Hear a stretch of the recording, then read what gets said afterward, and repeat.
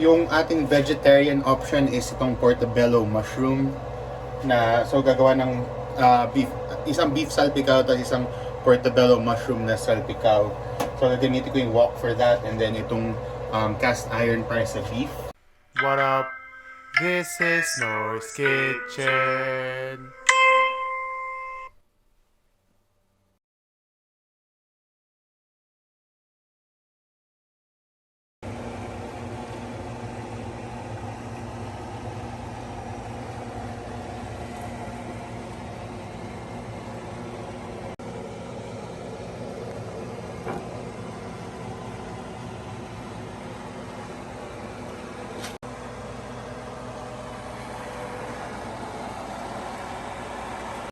Yo! What's good? Welcome to Snor's Kitchen. Itong presentation na to ay para sa pagdiriwang 2021. So right now, I'm just getting my pans ready. Inoil ko lang siya inoil ko siya para hindi dumikit, and I'm gonna start heating them up ng mga medium fire. I got everything else ready, yung garlic of course, yung onions, are medium siya na dice or medium slices, and then to diced roughly. I got some butter here which I will add here pagkatapos ng mag-heat up nitong pans. So aside from that, meron pa akong bell pepper here na nakaslice. Yung ating vegetarian option is itong portobello mushroom na so gagawa ng isang beef salpicao at isang portobello mushroom na salpicao. So gagamitin ko yung wok for that, and then itong cast iron para sa beef. So habang nag-heat up ng mga pan na to, all that, I'm gonna make the sauce. So sa snorskitchen.com, 4 to 6 na oyster sauce, 4 to 6 tablespoons ng oyster sauce, but you can add more to taste.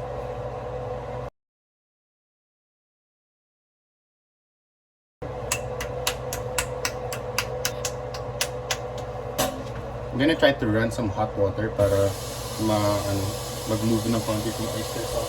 Yung parang may ketchup technique din to eh. Na ganun mo. Para pumunta yung air bubble dito sa taas. Let's see if this works. Come on, yo.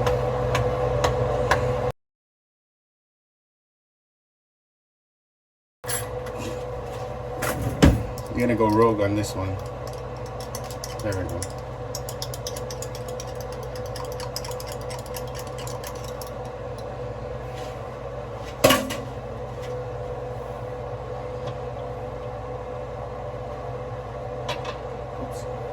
So that's one.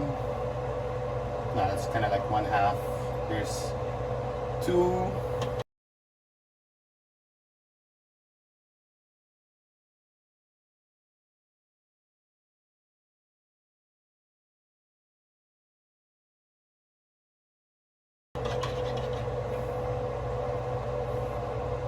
Three.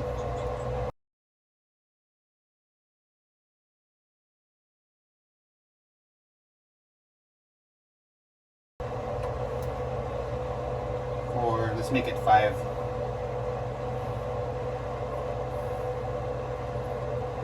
Since it is for both recipes. Oh, come on.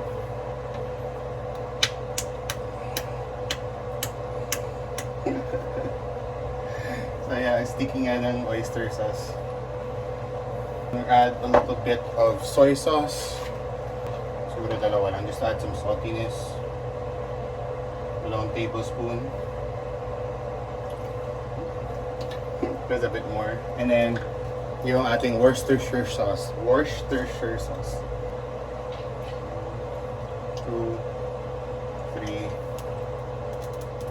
4. I'm just gonna keep that open. And then I have some brown sugar here.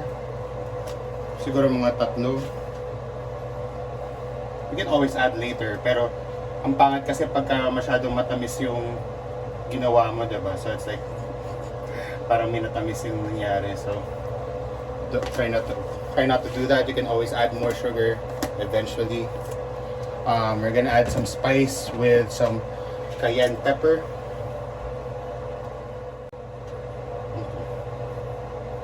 I think that's good for now. Some black pepper.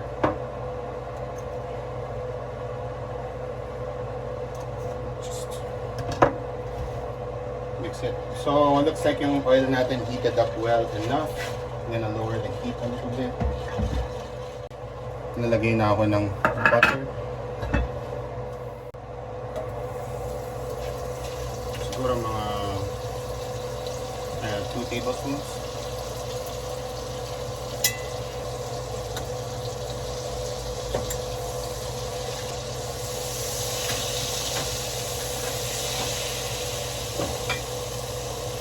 Lagay ko yung half ng garlic dito kasi it's ready na.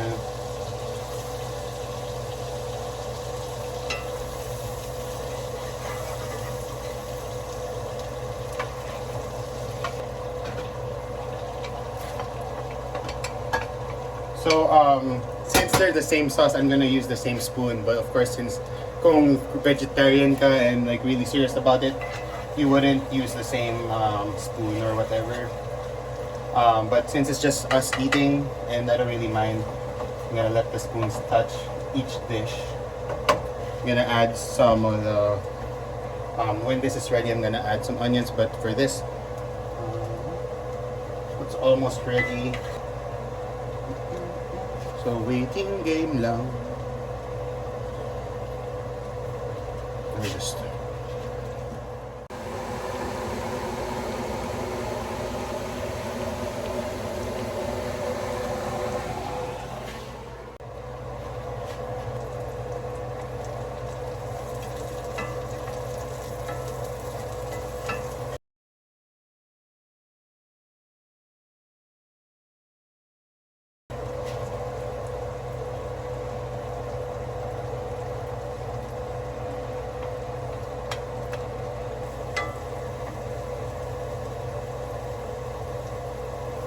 Dagdagan ko na ng konti nito.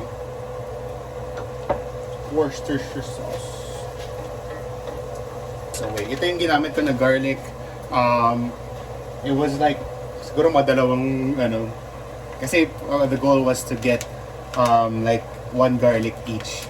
Like 1 whole bulb of garlic for each dish, yung beef and the mushroom. So parang dalawang handfuls of this garlic.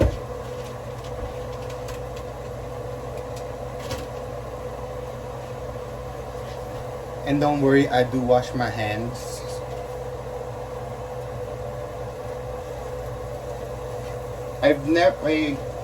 Sa Pilipinas meron naman ako na-try ng mga mushroom salpicao, pero mostly beef yung nagugustuhan ko. But yeah, like pwede ka rin mag-order ng well, before na nasa Pilipinas ako, nag-order ako ng mga pulutan like when we're drinking. So salpicao or yung beef or yung mushroom salpicao or both yung isa sa mga favorites ko na pulutan. Add that goodness there. So nilagyan ko lang yung chunks ng portobello just so alam mo portobello yung part na kinakain mo, because ginawa ko sa yung smaller na mushroom, yung regular mushroom na brown, chinop ko siya ng dinice ko sila, like roughly. I'm gonna show this to you real quick.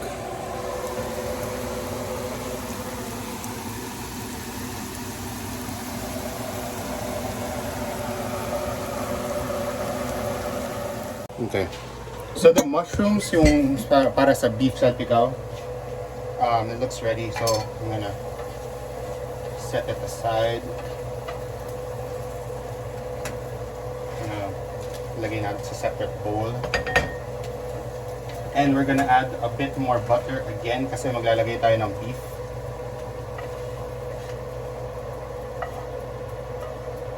And this is a very greasy dish because pulutan nga siya, so but lately I've been just kinakain ko siya with rice, of course, not so much with the beer anymore.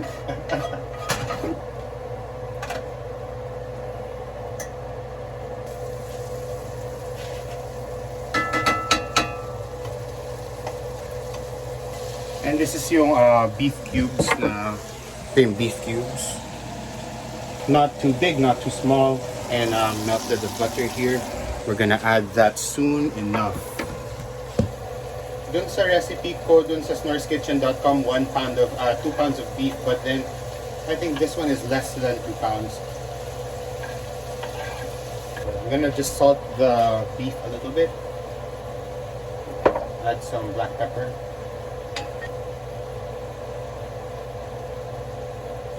Tapos huwag nyo nalang sabihin sa tatay ko, pero lalagyan natin ng magic sarap.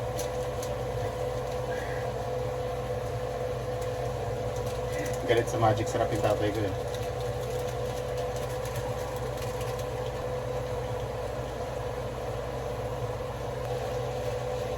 Actually mukhang malaki masyado yung slices ng beef ko, to be honest.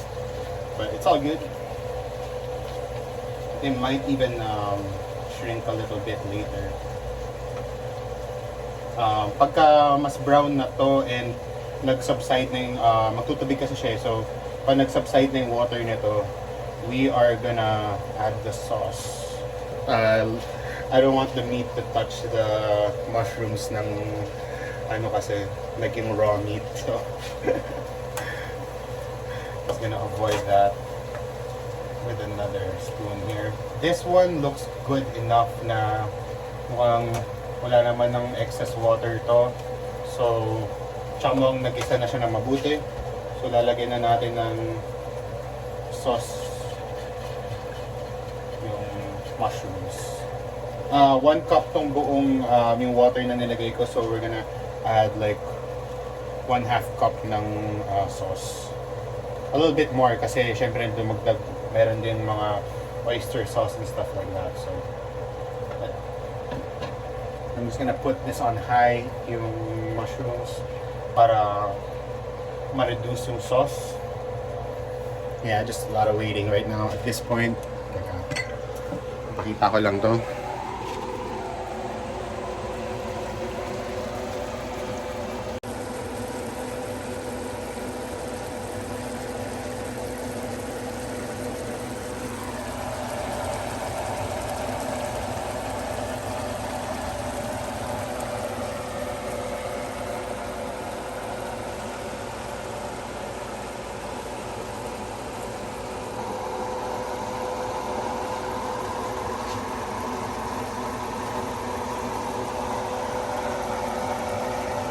Okay, mukhang handa na yung ating beef and mukhang na-reduce na rin yung ating mushroom dito. Let's just mix it a little bit. Let's just see. Oh, nice. It's gonna be good. Na-tenderize na yung ating beef and na-reduce na yung water sa kanya. So, we're gonna add the rest of the mushrooms here. Yung kaninang tinanggal natin dyan. Balik natin. And then, we're gonna add some sauce. So, hindi natin lalagay muna lahat. I want to make sure na it's not too salty. So, but this one looks finished na. We're gonna give this a bit of a taste test. You know, minsan kailangan mong pa-adjust and stuff like that.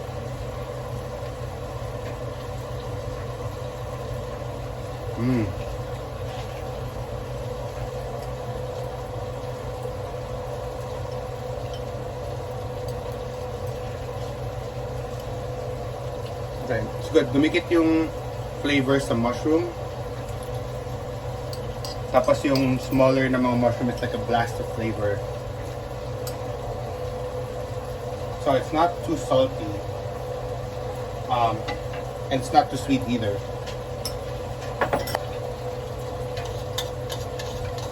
Added the rest of the sauce. Then we're just gonna reduce this parang ganito. When reduced na siya, I'm gonna actually turn off the heat.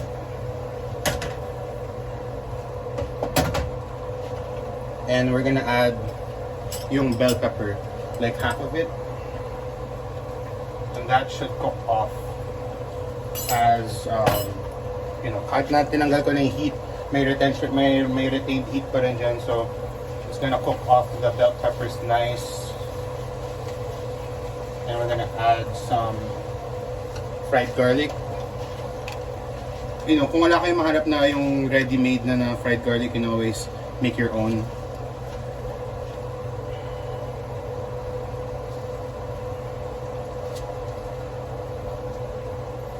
That's it.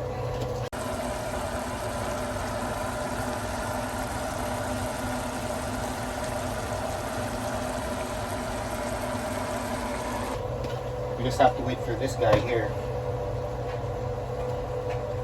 to reduce. And syempre para ma-coat niya rin, ma-coat ng flavor yung itong beef with oyster sauce. Of course, mas mabilis maluto yung mushrooms lang, of course. So it's gonna take a little bit more time just to reduce the sauce.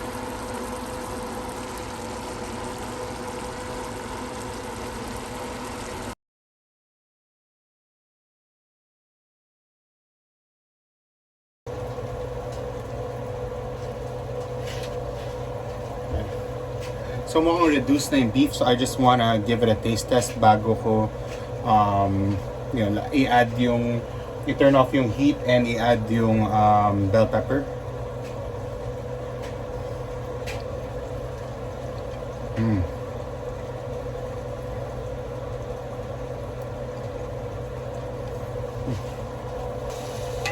Could use a little bit more pepper.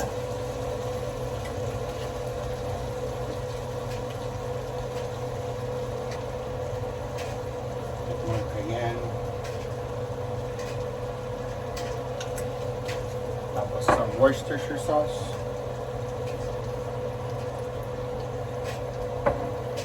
Like I said, minsan kailangan mong mag-adjust. So that's another tablespoon, about another tablespoon. Just gonna mix it a little bit.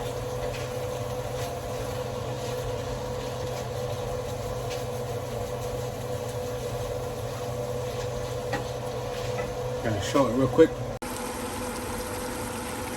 So this is with the adjustments. Tapos mukhang mas na-reduce na rin yung sauce. So since reduced well na rin yung sauce and should be, I'm gonna try it again. Kasi parang kulang ng flavor ng konti. So I added a bit more sauce. Parang hindi siya katulad ng itong sa mushroom na parang talagang coated siya ng oyster sauce yung feeling.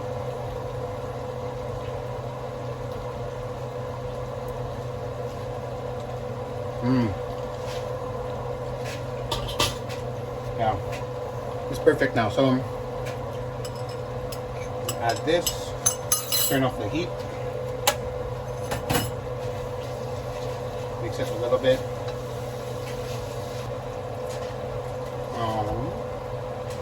Oh, here it is. So yung garlic bits.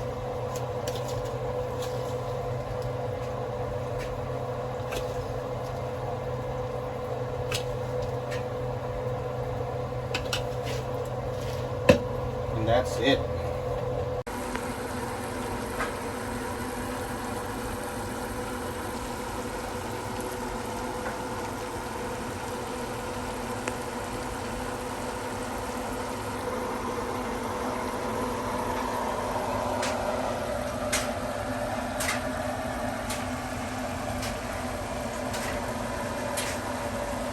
Okay, so now na luto na yung ating salpicao 2 ways. Gagawa ko ng baon para sa asawa ko. So this is just some rice na nilagyan ko ng a little bit of garlic on top. Tapos lalagyan ko ng kalahati nitong kalahati ito lalagyan ko ng mushroom, then kalahati beef. That some beef.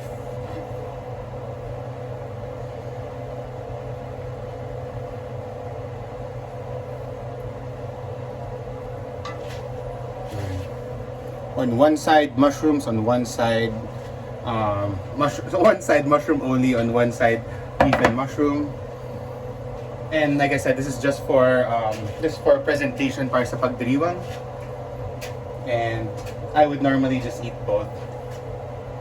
But yung beef and mushroom, but we're gonna give it a try right here, right now. So ito yung, well, we can sit properly. Alik.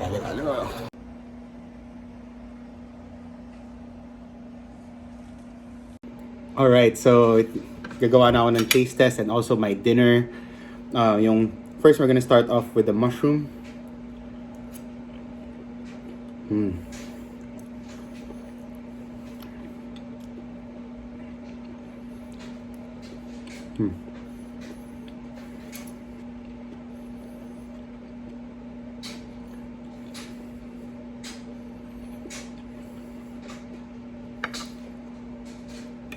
Like I said earlier, parang really coated well yung mushroom ng oyster sauce or yung sauce in general, yung sauce na ginawa natin kanina. Here goes the beef.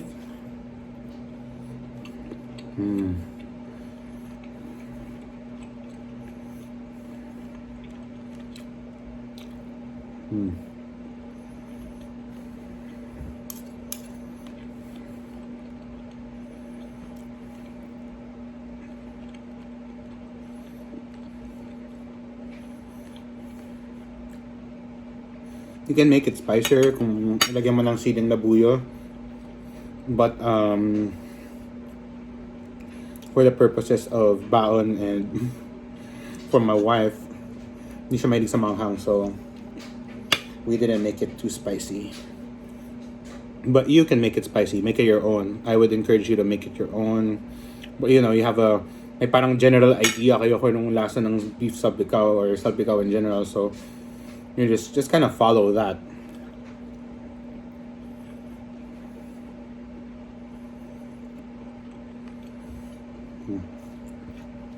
Good stuff. We're gonna combine the two. Big chunks of portobello mushroom with this beef.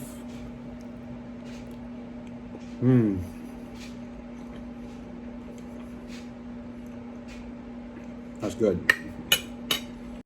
So this concludes our Pagdiriwang 2021 presentation of Salpicao 2 ways. Thank you for watching. Visit snorskitchen.com. Peace out, yo.